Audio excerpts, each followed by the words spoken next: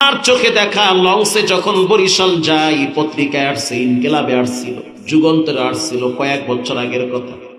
বাচ্চা পানিতে পড়ে গেছে লঞ্চ চলা অবস্থায়, কলার সোলায় পা লাইগা স্লিপ কাইটা বাচ্চা লঞ্চের পিছনে গেছে, পানিতে পড়ে গেছে। পদ্মা নদীতে লঞ্চ চলতেছে। মা যখন টের পাইছে বাচ্চাটা পইরা গেছে, কসম আল্লাহর চোখে দেখা, বাচ্চার কষ্টে, বাচ্চার বিচ্ছেদের কারণে মা দাঁড়ায়া থাকে নাই। মাও সেই রাত্রিবেলা পদ্মায় ঝাঁপ দিয়েছে।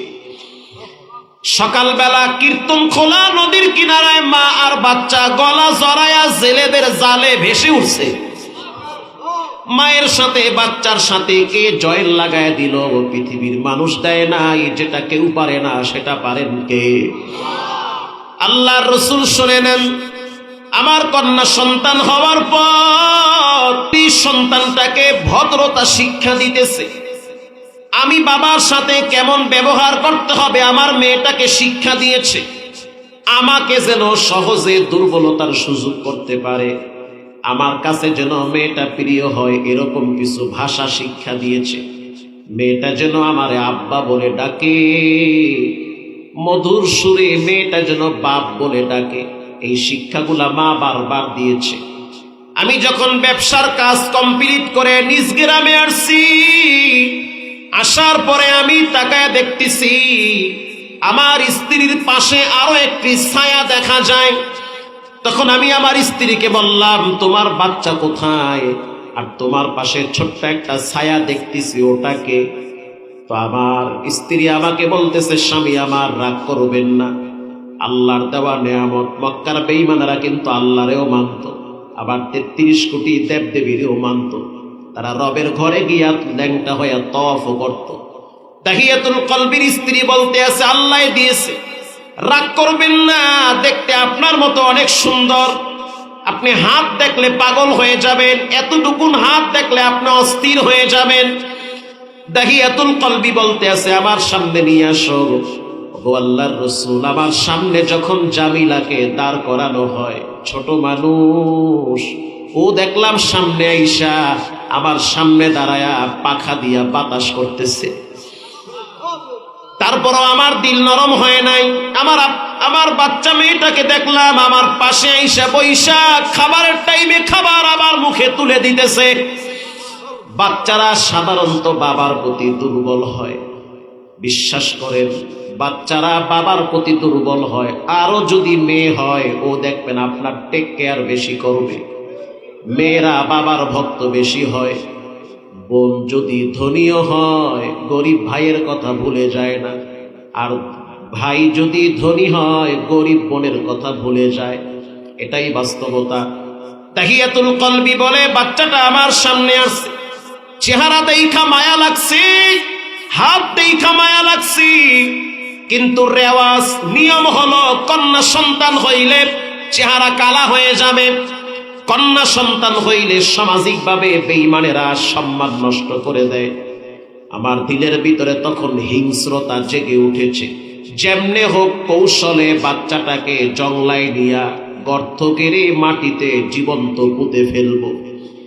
আমি আমার স্ত্রীর সামনে হাসি মেরেছি, ওটা ছিল নাটকের হাসি।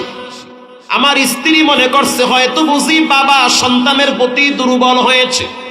আমি আমার স্ত্রীকে বললাম, বিবি আমার, এত সুন্দর মেয়ে আল্লাহ দিয়েছে, আমি আমার বন্ধু বান্ধবদেরকে দেখাতে চাই আমার আল্লাহ একটা চমৎকার মেয়ে দিয়েছে, সাজায়া দাও, মেয়েটারে আমি নিয়ে যাব বন্ধু বান্ধবদের কাছে। মেয়েটাও রাজি হয়ে গেল। দাহিয়াতুল কলবি বলে, আমার স্ত্রী মেয়েটার মাথার চুলগুলো আশ্রয় দেয়। মেয়েটা বলতে আছে, আমার বাবাই কই নিয়ে যাবে? বলে, তোমার বাবাই তো তোমারে নিয়ে ঘুরতে যাবে। মেয়েটা অনেক খুশি, অনেকদিন পর বাবারে পাইছে, বাবার সাথে ঘুরতে যাবে। দাহিয়াতুল কলবি বলে, ইয়া নবী আল্লাহ, আমি গোপনে একটা কোদাল ব্যাগের ভিতরে ঢুকাইছি, খুন্তিও ঢুকাইছি। এরপরে গোপন করে সেই প্যাকেটটা হাতে নিয়ে মেয়েটাকে নিয়ে আমি হাঁটা শুরু করলাম। হাঁটতে হাঁটতে একেবারে মেইন রোড থেকে লোকালয়ে প্রবেশ করলাম। আমার মেয়ে বলতে আছে, কোথায় নিয়ে যান? এত সুন্দর রাস্তা রেখে আপনি গ্রামের ভিতর দিয়ে মরুভূমিতে হাঁটতেছেন, বাবা কোথায় যাবেন? ওগো আল্লাহর নবী, মেয়ের কণ্ঠের আওয়াজ শুই না আমার কলিজা নরম হয় নাই, আমার দিলটা একটা বারের জন্য মেয়েটার প্রতি দুর্বলতা আসে নাই। কারণ তখন তো আমি ইসলামের বাণী পাই নাই, তাওহীদের আওয়াজ আমার কানে আসে নাই। আমার দিলটা বড় শক্ত ছিল। আমি যখন নিয়ে গেলাম মরুভূমির ভিতরে, ডানে বামে তাকায় দেখি কোনো ঘর বাড়ি নাই।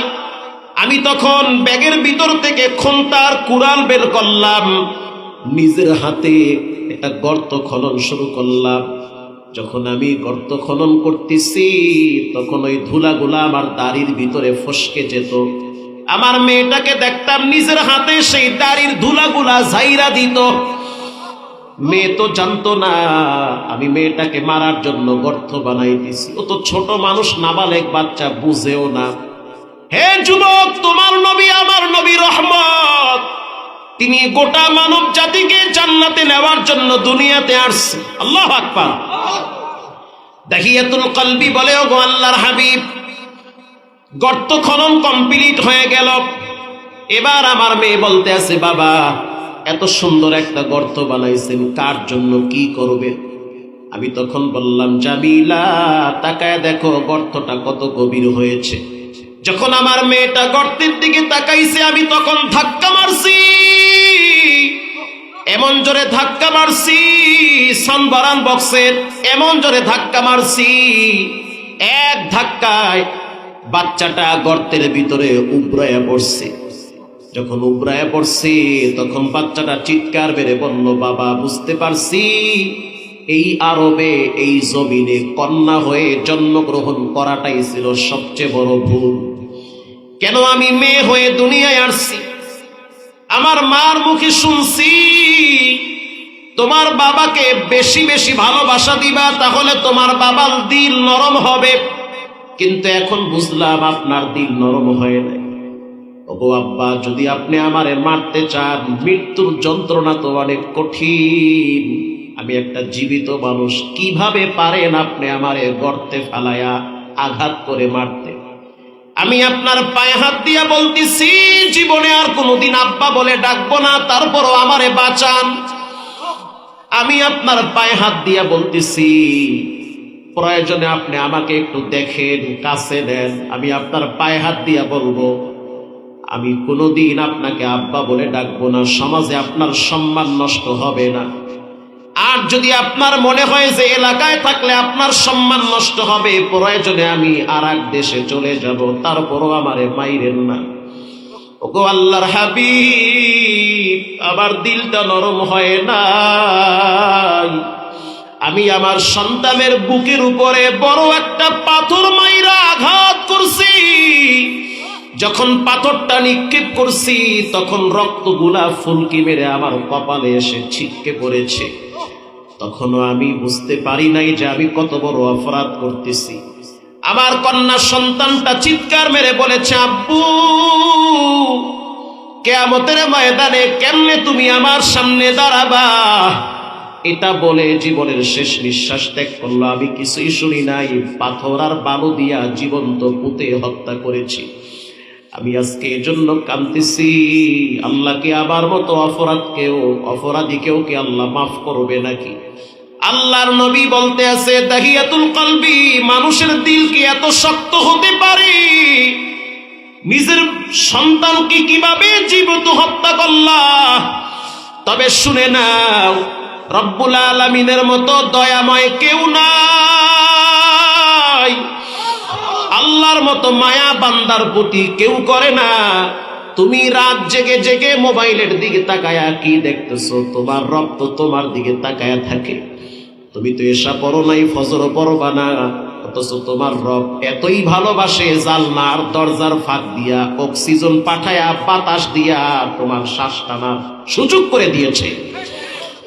আল্লাহর রাসূল বলেন, দাহিয়াতুল কলবি, শুনে নাও, ওই বাচ্চা হত্যার গুনাহটাও রব্বুল আলামিন ক্ষমা করে দিয়েছে।